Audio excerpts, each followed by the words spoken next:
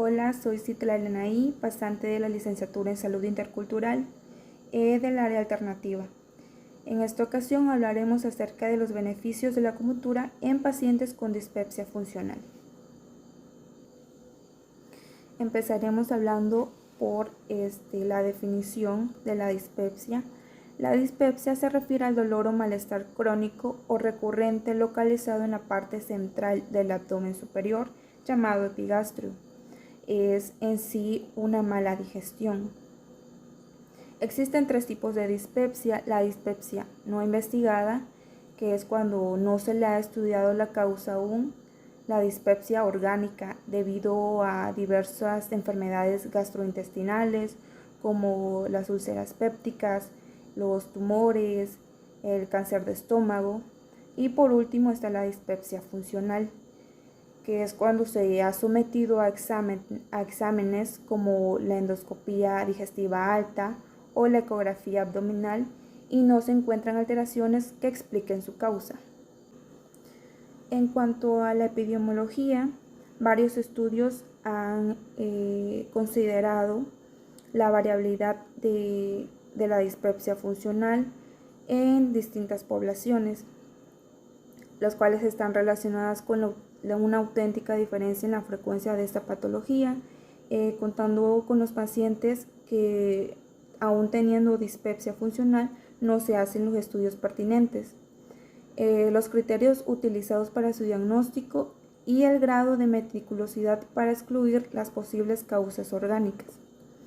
La prevalencia media aproximada en los estudios llevados a cabo en diferentes países se sitúa entre el 11 y el 29%. La etiología de la dispepsia funcional no está bien definida porque como tal no hay una causa o una alteración funcional que explique los síntomas, como había mencionado anteriormente. Sin embargo, algunos estudios clínicos han considerado 4 grandes causales, que es la sensibilidad visceral alterada. Esto es el aumento de la percepción del dolor, infección por Helicobacter pylori, alteraciones motoras, que es la mala digestión, el sistema digestivo no está funcionando adecuadamente, por lo que en ocasiones el paciente suele tener sensación de estar lleno por mucho tiempo.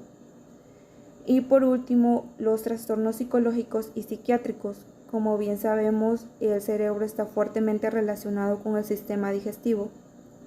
Entonces, al estar en constante estrés, ansiedad, hay un aumento en la secreción de serotonina y por eso los pacientes con dispepsia, los síntomas suelen aumentar. Fisiopatología.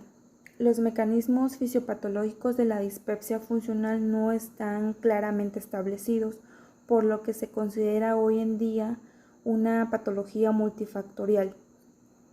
Entre los mecanismos principales implicados en la fisiopatología se señalan alteraciones motoras y sensoriales del tracto gastrointestinal superior, centrado en el epigastrio. Estas son el retraso en el vaciamiento gástrico, el deterioro de la acomodación gástrica a la comida, por eso se da el retraso en el vaciamiento gástrico, y por eso también este paciente tiene sensación de estar lleno por mucho tiempo, ya que la comida se encuentra retenida y no hay una buena digestión como tal. La hipersensibilidad a la distensión gástrica, esto se relaciona con el dolor, hay una disminución en el umbral de esta, por eso la sintomatología dolorosa. La sensibilidad duodenal alterada a los lípidos y a los ácidos, esto se asocia generalmente con las náuseas que el paciente presenta en ocasiones. La motilidad antro-duodeno-yeyunal y ritmo eléctrico gástrico alterados, la contractilidad fásica postprandial en el estómago proximal no suprimida. ¿Cuáles son los síntomas específicos de la dispepsia funcional? Bueno, pues hay 3 síntomas específicos. los cuales son ardor o dolor epigástrico, pesadez postprandial y saciadez precoz. También pueden aparecer otros síntomas como las náuseas, los vómitos, la sensación de distensión o distensión abdominal, aunque estos no se consideran síntomas específicos de la dispepsia funcional. De acuerdo a los criterios de Roma, la dispepsia funcional se clasifica en síndrome de dolor epigástrico y síndrome de dolor postprandial. Es muy importante tener en cuenta los siguientes criterios para el diagnóstico de estas. Los síntomas deben tener por lo menos 3 meses de duración, con un inicio mínimo de 6 meses antes. En cuanto al síndrome de dolor epigástrico, el dolor debe ser intermitente, localizado en el epigastrio, de intensidad al menos moderada o grave, mínimo una vez por semana. Este dolor no es generalizado, no está relacionado con la defecación o flatulencia y no cumple criterios por trastornos de la vesícula biliar o esfínter de Oddi. En cuanto al síndrome de dolor postprandial, este presenta pesadez postprandial, aparición que sigue a una comida convencional al menos varias veces por semana y presenta saciadez precoz que impide terminar una comida y ocurre al menos varias veces por semana. El diagnóstico de dispepsia funcional es un diagnóstico de exclusión. El principal objetivo es descartar la evidencia de enfermedades orgánicas a través de diferentes estudios complementarios. Entre las pruebas complementarias que se podrían realizar, pues se encuentra la de tipo analítica, que es el hemograma, la bioquímica, las velocidades de sedimentación globular o la prueba de la proteína C reactiva y la hormona tiroidea. La ecografía abdominal ante la sospecha de patología biliar o renal o la evidencia de masas o megalias en la exploración física. También está la endoscopía digestiva alta, de elección para el diagnóstico de úlcera péptica, el cáncer gástrico y enfermedad celíaca y tras el fracaso del tratamiento empírico con los inhibidores de la bomba de protones. Es muy importante también en cuanto al diagnóstico realizar una anamnesis o una historia clínica completa, al igual que una exploración física completa. Pues como la dispepsia funcional no tiene una enfermedad orgánica como tal, se puede valorar los síntomas y el funcionamiento gástrico a través de diferentes pruebas. En el vaciado gástrico se puede realizar la escintigrafía, el test del aliento con ácido octanoico, el test del aliento con espirulina, el test de absorción de paracetamol, Smart Pill y ultrasonidos. En la acomodación gástrica se puede realizar el barostato, tomografía computarizada, la resonancia magnética y ultrasonidos. En la función sensorial gástrica se puede realizar también el barostato, test de saciedad y en la actividad mioeléctrica se puede realizar la manometría antroduodenal y la electrogastografía. Ahora hablaremos de la medicina tradicional china, en este caso en la terapia con acupuntura en pacientes con dispepsia funcional. Dejamos en claro que la acupuntura se trata de básicamente la inserción de agujas en la piel. El efecto fisiológico de la acupuntura funciona liberando endorfinas. Cuando se introduce una aguja en la piel, se provoca una microlesión en los tejidos subcutáneos o incluso en los músculos, haciendo que las células epiteliales dañadas liberen bradicina, sustancia P, prostaglandinas, activando así el sistema nervioso y células inmunes como los mastocitos, los necrófagos y los neutrófilos, provocando un efecto analgésico, por ende alivia el dolor. Dispepsia funcional en medicina tradicional china. Esto se debe, en términos de medicina china, a un desequilibrio de la energía que circula por todo el cuerpo a través de canales y colaterales de los órganos. Esta energía se le conoce como chi. Esta energía se obtiene del vaso y del estómago. Así se logra un equilibrio entre el yin, que es la energía negativa, y el yang, que es la energía positiva. Entre las funciones de vaso en medicina tradicional china, este se encarga de la transformación y el transporte de los alimentos y los líquidos, de favorecer la digestión y la absorción de los alimentos y de los líquidos que se consumen y de producir energía o chi.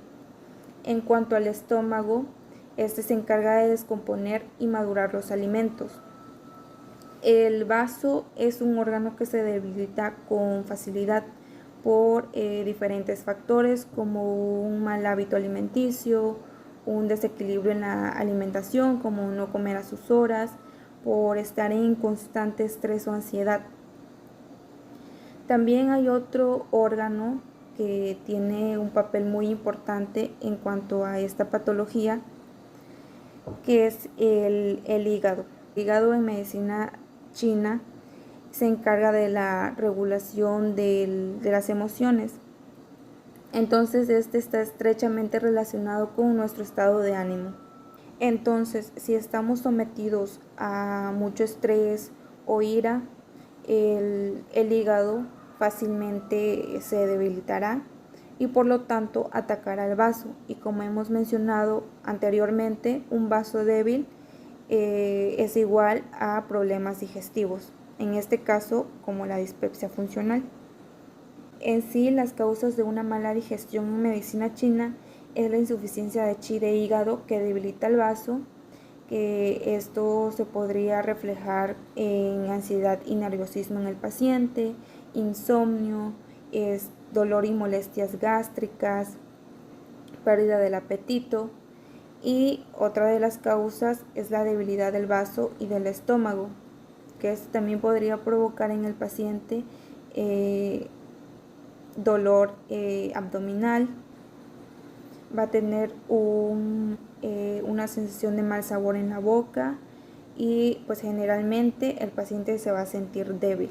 Los puntos acupunturales que se podrían colocar para tratar la dispepsia funcional son 36 de estómago, que se localiza por la cresta tibial, como se visualiza en la imagen, 3 de hígado, que está por delante de la unión del primero y del segundo metatarsiano, vaso 6, que está por encima del malleolo interno y por detrás de la tibia, exactamente en el borde de esta.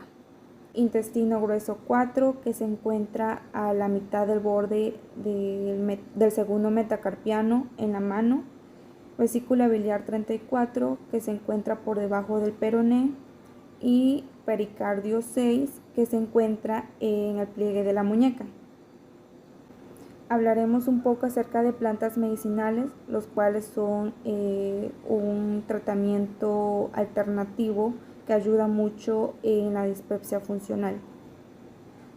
Entre estas plantas se encuentra la alcachofa, con nombre científico de Cinara scolimus.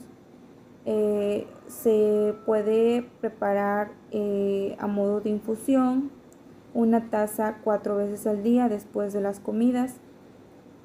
Otra plantita que podemos encontrar es la brusca, con nombre científico de Cassia occidentalis, con un modo de preparación igual de infusión, una taza 2 veces al día.